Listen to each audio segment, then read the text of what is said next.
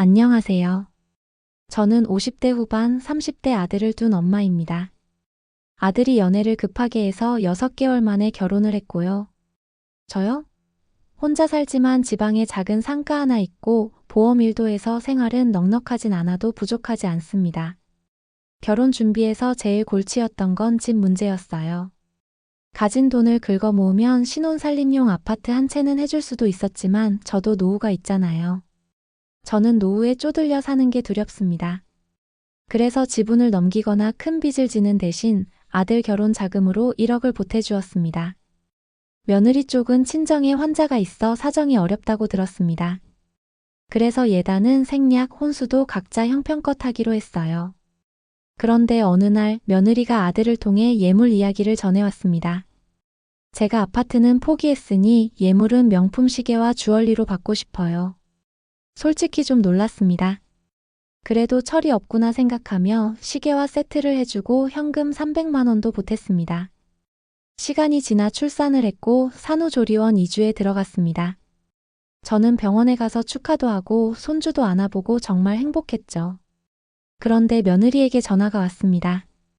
울먹이는 목소리로요. 어머님, 저 너무 서러워요. 저희 애가 태어났는데 축하금도 없으셨잖아요. 보약이나 명품 선물 챙겨주는 시댁도 많은데 저 정말 많이 참는 거예요.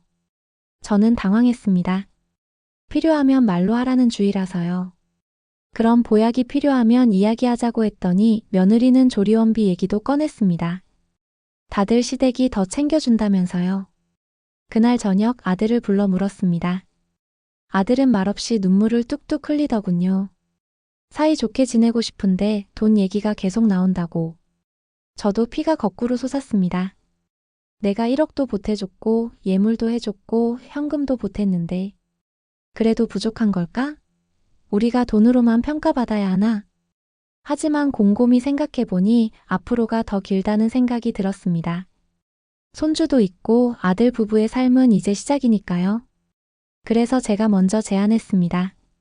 네가 있는 대출 일부는 엄마가 갚아줄까 생각 중이야. 대신 앞으로는 현금 요구나 명품 요구는 그만하자. 필요한 건 말로 상의하고 내가 도울 수 있는 만큼만 도울게. 그리고 경계를 분명히 했습니다. 손주 보고 싶을 때는 우리 집으로 와라. 오면 밥은 언제든지 해준다. 생활비 사치품 요구는 안 받는다.